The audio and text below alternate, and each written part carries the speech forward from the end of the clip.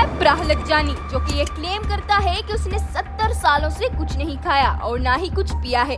ये सुनने में एक इम्पॉसिबल सी बात है, पर जब साइंटिस्ट ने इसे स्टडी किया तो पता चला कि जो वो कह रहा था वो सच है। He has not eaten anything, he has not drank a little drop of any kind of liquid, but more importantly, he has not passed a drop of urine or stool. दरअसल प्रहलाद जानी एक इंडियन मोंक है। Monk उस बंदे को कहते हैं जो अपनी पूरी लाइफ अपने रिलीजन और बिलीफ्स को डेडिकेट कर देता है।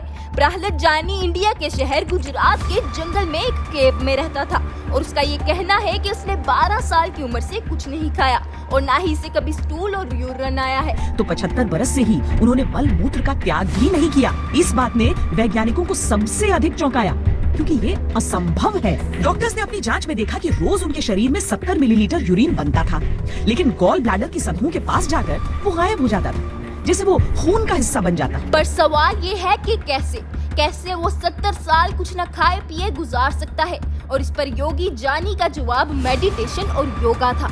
उसका मानना है कि हमारी दुनिया की एयर में बहुत से न्यूट्रिएंट्स होते हैं जो कि हमारे खाने की नीड को भी फुलफिल कर सकते हैं, और इसकी इस बात पर डॉक्टर्स और साइंटिस्ट को यकीन नहीं आया। तो डॉक्टर्स ने 30 दिन उस पर रिसर्च की और रिसर्च के बाद पता चला कि उसकी बॉडी में बहुत सी चीजें अनयूजुअल हैं, और ना ही इसने इस 30 दिनों में कुछ खाया पिया है और ना ही इसने वॉशरूम यूज किया है। प्रोजेक्ट के अंत में हम इस निष्कर्ष पे पहुंचे कि प्रहलाद जानी जी ने 10 दिन तक कुछ नहीं खाया, कुछ भी नहीं पिया।